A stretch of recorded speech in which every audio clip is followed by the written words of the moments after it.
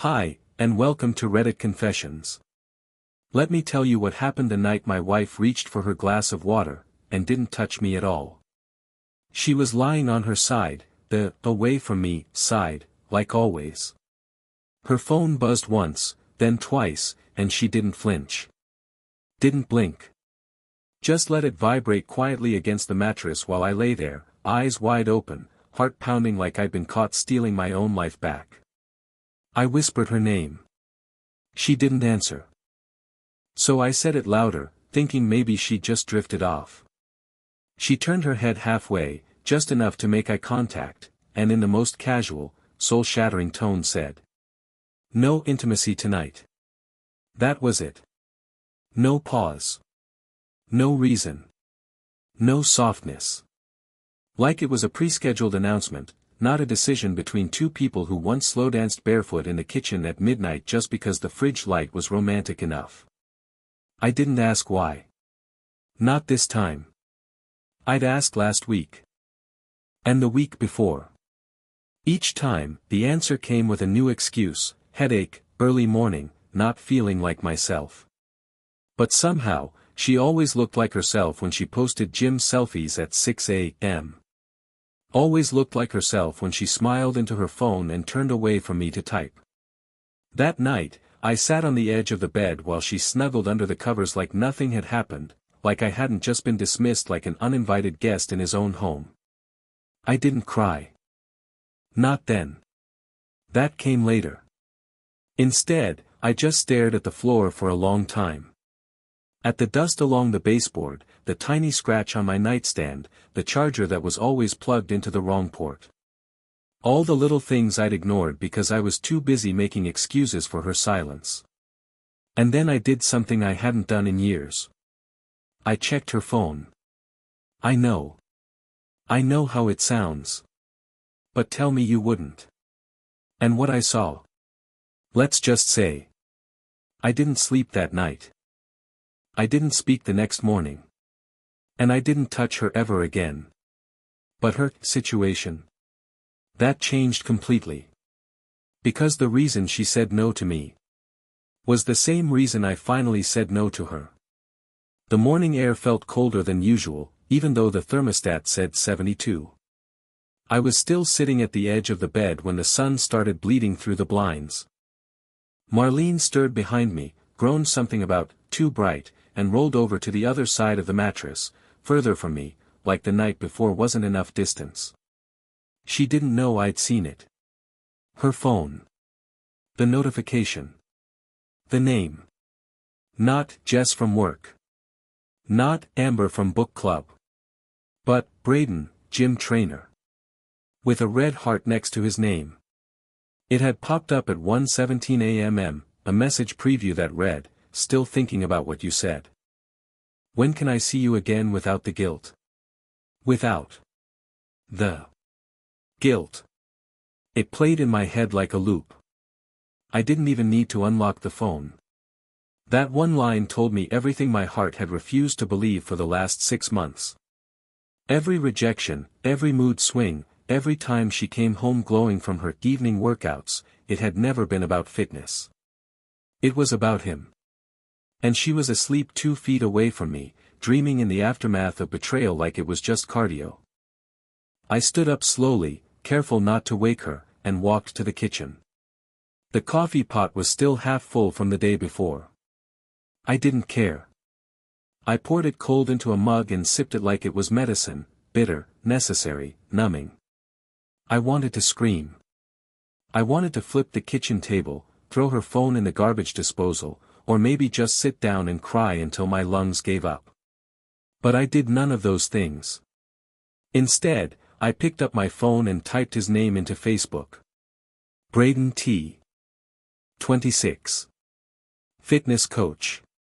Lives in town. Public profile. Abs for days. A dozen photos of him posing with clients. One of them was Marlene. Her arm draped around his neck. Caption: Post-leg day vibes with my favorite warrior. That post was from 2 weeks ago. She told me she had a migraine that night and stayed in the guest room. And I, like a fool, had made her tea and left it by the door.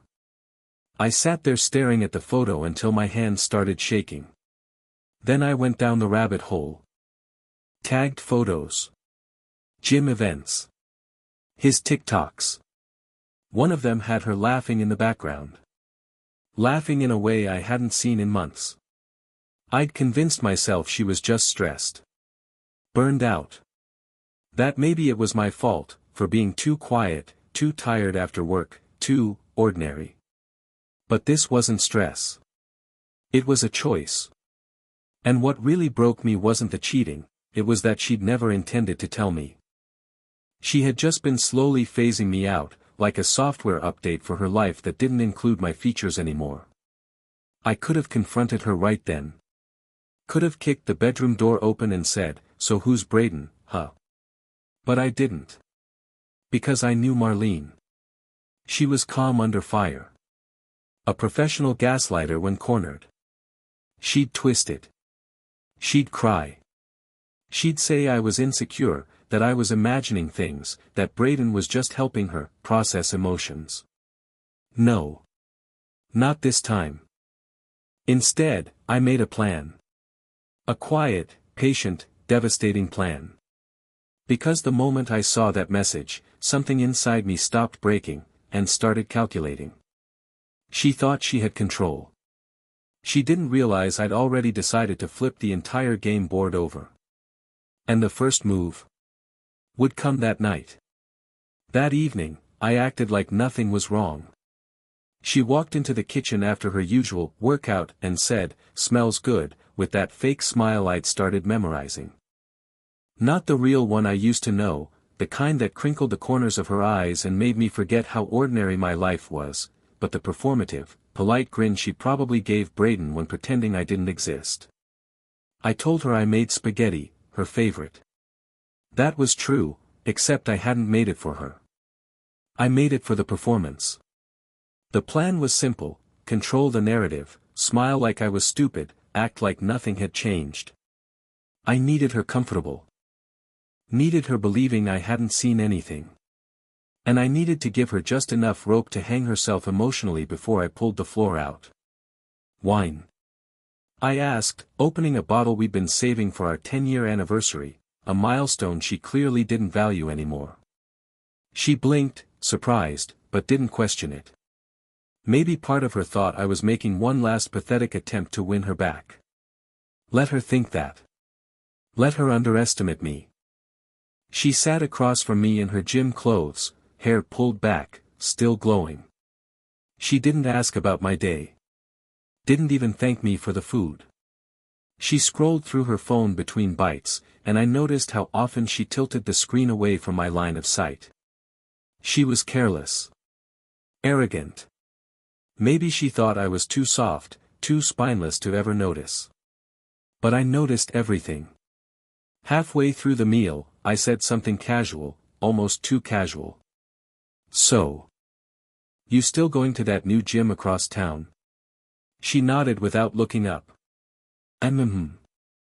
That Braden guy seems popular. Saw some of his videos. He's pretty out there." She froze. Just for a second. A microsecond. But I saw it. Her jaw tightened. A flicker of panic in her eyes before she masked it with a smirk. "He's just a trainer," she said quickly. "It's a high-energy place. That's their whole vibe." I leaned back and nodded like I bought it. "Right. I guess all the hearts in the comments are part of the branding." She didn't laugh. Just went back to eating. Faster now. She was rattled. After dinner, I told her I was going to bed early, said I had a long day ahead at work. I kissed her on the forehead like I used to do when I actually trusted her, and I watched her flinch. She wasn't expecting that. Affection throws liars off balance. I went into the bedroom and didn't sleep. I listened. Watched. Tracked her footsteps across the hall. Listened to her whispering. Not on the phone, no. Just quiet giggles, the kind you think no one hears when you're smiling into a scream meant for someone else.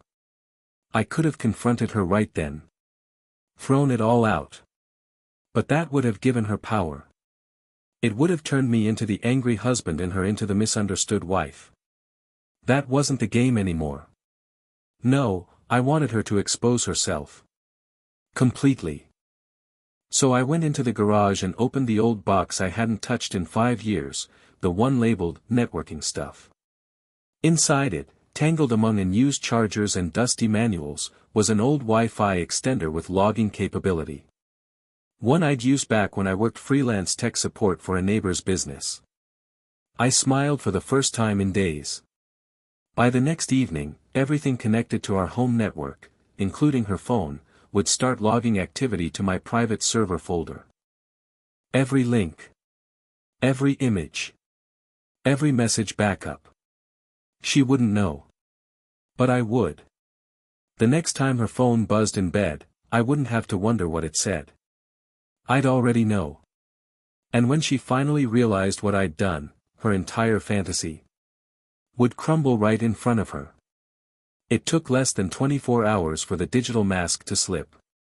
The next day, while she was at work, or wherever she told me she was, I sat at my desk pretending to go through invoices. What I was really doing was watching the log file build itself line by line.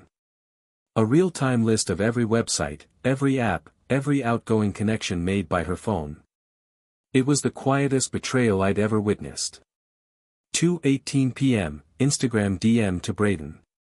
2:21 p.m., Google search, how to delete WhatsApp backups iCloud. 2:35 p.m., YouTube video, surviving divorce with dignity. 3:05 p.m., bank login. I stared at that last one longer than the others. Her bank. Not ours. The account she had always referred to as her little emergency fund. I'd never asked questions about it, just like I never questioned her solo trips to the grocery store or her frequent solo hikes with her AirPods in. I never wanted to be the paranoid guy. But at this point, paranoia wasn't a flaw, it was a compass finally pointing north. By 5 p.m., she still hadn't texted me. No, heading home, no, do we need anything? Just digital silence. But Braden? He got 3 messages. I saw them in the log. I couldn't read their content yet, just that they were sent. When she walked through the door that evening, everything about her energy screamed overconfidence. She kicked off her shoes with a little hop, ran her fingers through her windblown hair, and gave me the kind of smile she used to give when we were first dating. It made my skin crawl. "What's for dinner?" she asked, as if we'd just gotten back from a lovely weekend away together. I told her I was thinking leftovers. She didn't complain. She practically danced to the fridge, humming under her breath, that same little tune she always sang when something good was about to happen for her. She had no idea I was about to burn her fantasy to the ground. While she reheated food, I opened my laptop again in the other room. I had installed a small program that synced the network log to my Google Drive. I pulled up the new folder and watched as screenshots from her messaging apps trickled in. And then I saw it. A full screen capture of her WhatsApp chat from just 30 minutes earlier. "Marlene, I can't stop thinking about last Thursday. I feel guilty, but not enough to stop. Braden, it's only guilt if you get caught. You're too smart for that. Marlene, he suspects nothing. He cooked me dinner last night like a puppy trying to earn a treat." I stopped breathing.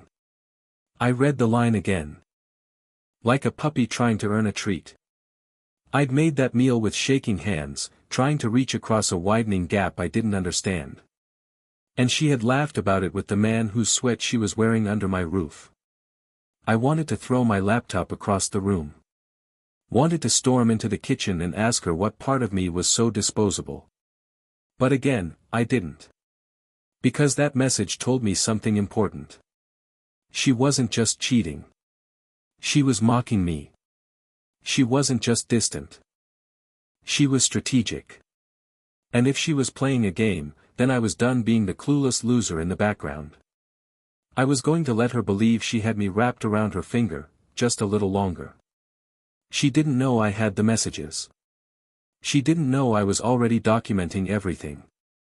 She didn't know I had already spoken to a lawyer, just to ask about financial protection in case of hidden accounts. She didn't know I was done playing nice. And what she'd never expect, not in 1,000 years, was the moment I'd choose to detonate everything. Because it wouldn't be a fight. It would be a show. And I was going to let her build the stage herself. 2 nights later, she invited me to a party. It wasn't the kind of thing she used to suggest. Marlene was never really into social events, especially ones with people I didn't know.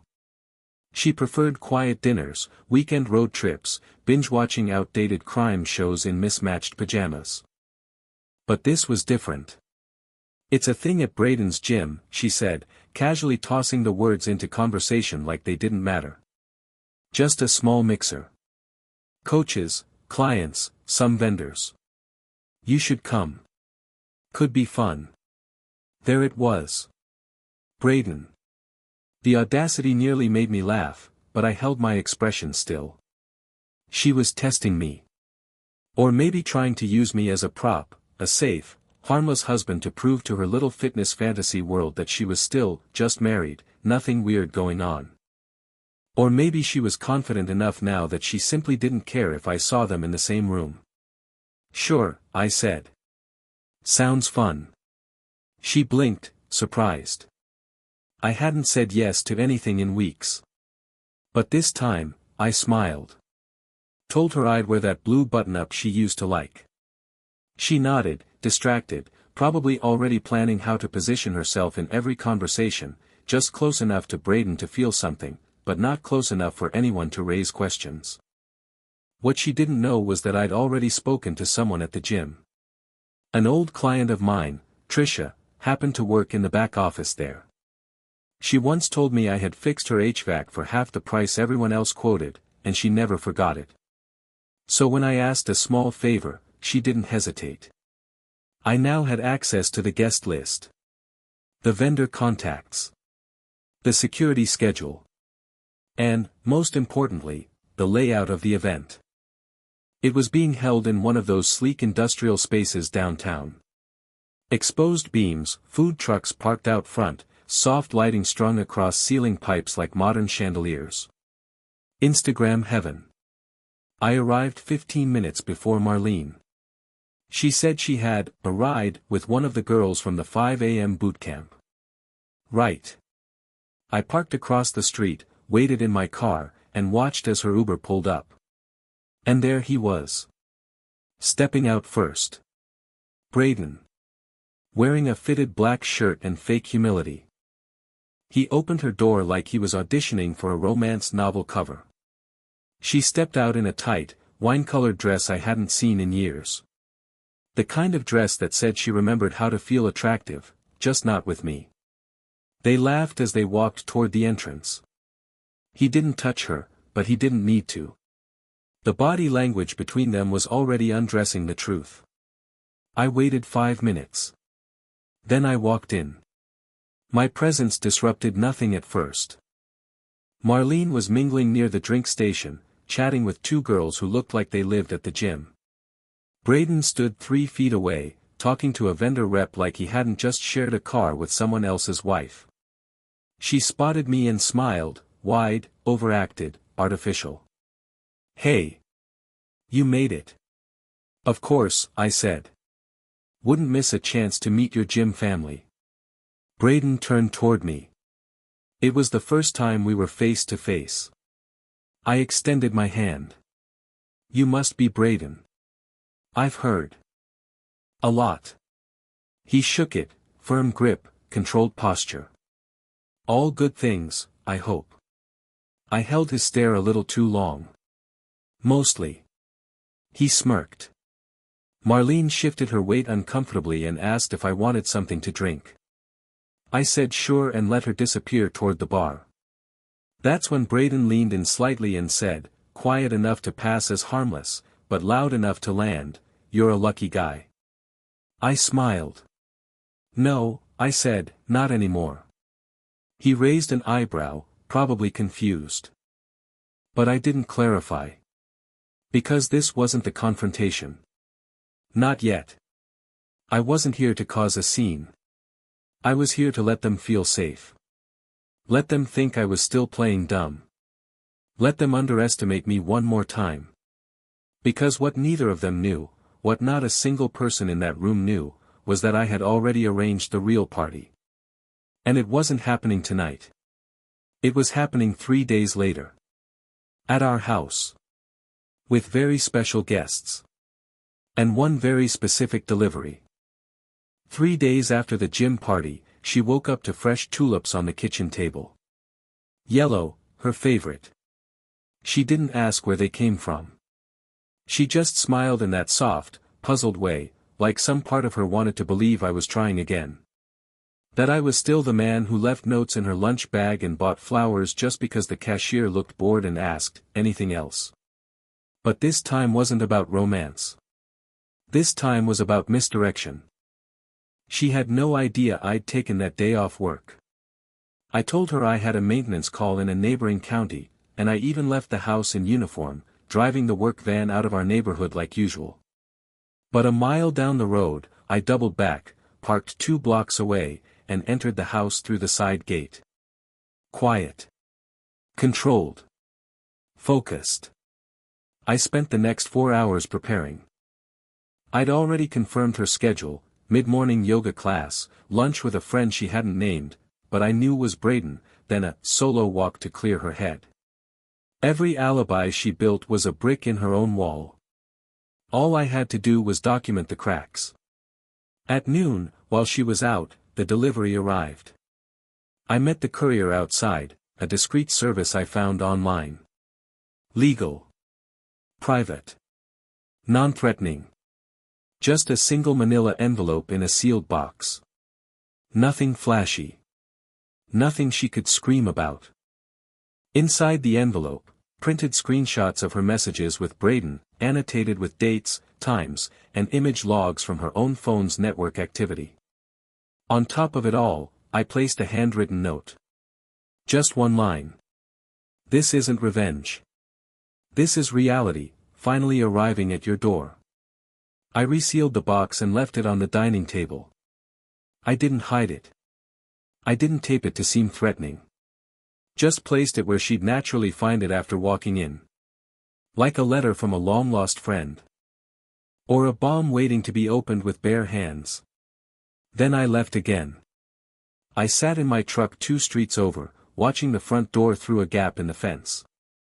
She returned at 1:17 p.m., just as expected, laughing into her phone as she walked. She unlocked the door, disappeared inside, and re-emerged 5 minutes later with her hand clamped over her mouth. She was pale. She didn't cry. She didn't scream. She just stood there frozen on the front step, like she was trying to rewind time in her head, figure out how this could have happened without her noticing. Like the lie had gotten out of control and now had a mouth of its own. She clutched the envelope to her chest like it was sacred and cursed all at once. Then, this was the part that shocked me, she got in her car and drove off. No call. No text. No confrontation. Just vanished. I waited another 30 minutes before I went inside. Everything was untouched. Her phone still connected to the Wi-Fi. Her tablet still on the charger. Her gym bag in the hallway. It wasn't running, it was something else. It was panic. And panic meant she knew this wasn't a bluff. She knew I had proof. She knew this wasn't just an emotional outburst or a petty jealous husband acting on impulse. She knew I'd crossed a line she hadn't planned for, the line where control left her hands. I sat on the couch in complete silence, staring at the empty space where she usually kicked off her shoes. For the first time in months, that silence didn't feel suffocating. It felt like truth. But the thing is, that envelope. That wasn't the final play. That was just her invitation to the real conversation. Because what came next wasn't about catching her. It was about asking her one question she'd never prepared for. And the answer would change everything. She didn't come home that night. I stayed on the couch, lights off, blinds tilted just enough to see the road. At 9 p.m., I turned my phone off. At 10:30, I turned it back on. One missed call from her, no voicemail. At midnight, another, this time with a message that simply read, "Can we talk?" I didn't reply. I let her sit in the discomfort. Let her spiral in the silence. For once, I wasn't the one pacing in the kitchen, talking to myself in whispers while she slept peacefully on the other side of the house. No, now she was the one wondering how much I knew, what I would do, what came next. She showed up the next morning around 7:40. I heard her keys fumbling at the lock. She didn't walk in with confidence, she stepped in like she didn't know if the floor would still support her. She saw me sitting at the kitchen table. No coffee. No breakfast. Just me, the folder, and the envelope she had left crumpled on the passenger seat of her car. "Calvin," she said, her voice already cracking. "Please." I held up one hand. I didn't want an apology. Not yet. Maybe not ever. She stepped closer. Her eyes were red. Her makeup smeared from a failed attempt to hide what the mirror had reflected back at her all night. "Before you say anything," I told her, "I need to ask you one question. Just one." She nodded. Carefully. Like even blinking might break something. I took a deep breath, steadied my hands on the table, and asked. "At what point did you decide I didn't deserve the truth?" Her mouth opened. Closed. Opened again. That silence, that hesitation, told me everything. I didn't want timelines. I didn't need a full list of nights and lies. I just wanted to know the moment. The single turning point when I became the fool, the shadow, the placeholder. And she couldn't give it to me. Because the truth wasn't just inconvenient, it was intentional. She sat across from me without asking, like a prisoner waiting for sentencing. "I didn't mean for it to happen," she whispered, the way cowards always do when they're caught holding the match and watching the fire spread. I almost laughed. "You didn't mean to keep secrets for 6 months. To lie with your mouth and your silence. To laugh at me behind my back and pretend you were just tired when really you were." I stopped. I didn't even want to say his name. She rubbed her eyes like that would erase what she did. I felt disconnected. "You stopped noticing me. You were always so tired. You weren't there. And so instead of saying something," I snapped, "you just started vanishing." She flinched. Good. For once, the words hit her harder than they hit me. "I just wanted to feel something again," she said. "I didn't expect it to go this far." I stared at her. "You were ready to leave, weren't you?" She blinked. "What?" "You were preparing to go. That's why you opened the separate bank account. That's why you were slowly shifting all your passwords. You were going to walk away when it was convenient, not when it was honest." Her silence confirmed it. I stood up, grabbed the envelope off the table, and dropped it in her lap. "You don't get to decide how this ends anymore. You've already made every decision without me. Now I make the last one." She stood too, suddenly. "Are you leaving me?" And that's when I said the second thing that shook her. "No," I replied. "I'm not leaving you. You're going to stay here and live inside what you broke. I'm not giving you the dramatic exit. I'm giving you the quiet consequence." Her face crumpled. "I'm moving into the guest room," I continued, calmly. "We'll split the bills. I'll see a lawyer about protecting my assets. I'll sleep with the door locked, and I'll never ask where you are again." "But," she stammered. "No," I cut in. "You don't get to, but, anymore. You had your chance to talk. You used it to lie. Now, you'll live in silence.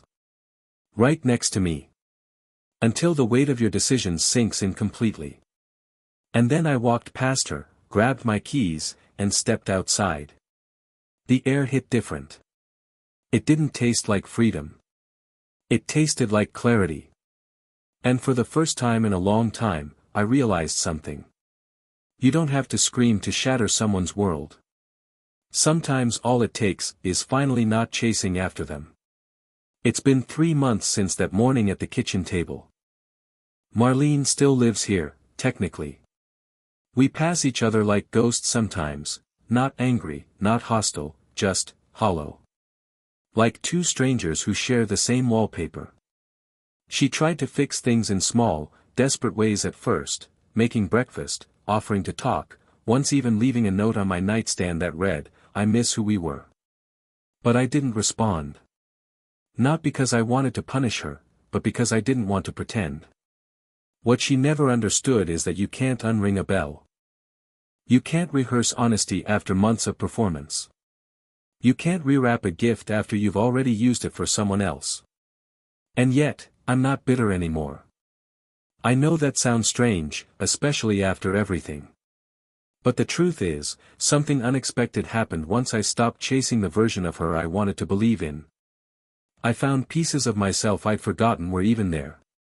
I started running again, not for therapy, not to escape, but just to breathe without heaviness. I reconnected with old friends I'd pushed aside every time she rolled her eyes at their names.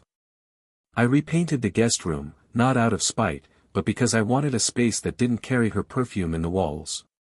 And I started journaling again, something I hadn't done since I was 19 and believed words could build bridges. Turns out, they can.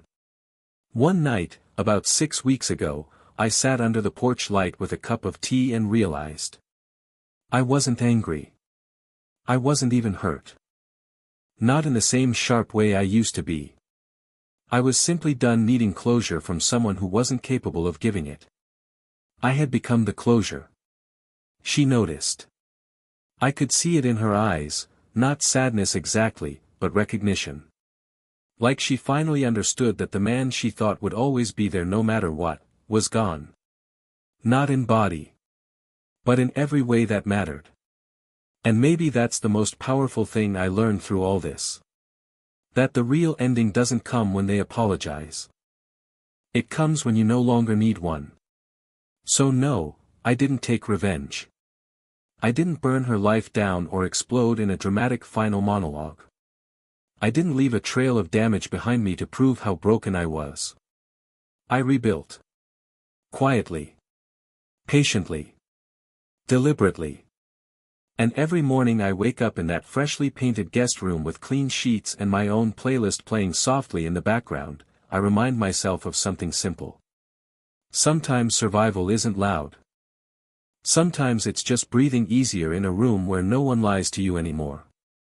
Thanks for watching this story here on Reddit Confessions. If you made it all the way to the end, we'd love to hear from you in the comments. Have you ever stayed silent long enough for the truth to speak for itself? Or maybe you've seen someone walk away with quiet strength when you least expected it. Drop your thoughts below, we read every single one. And don't forget to like, share, and subscribe for more true stories that cut deep, heal slow, and remind us we're not alone. See you in the next one.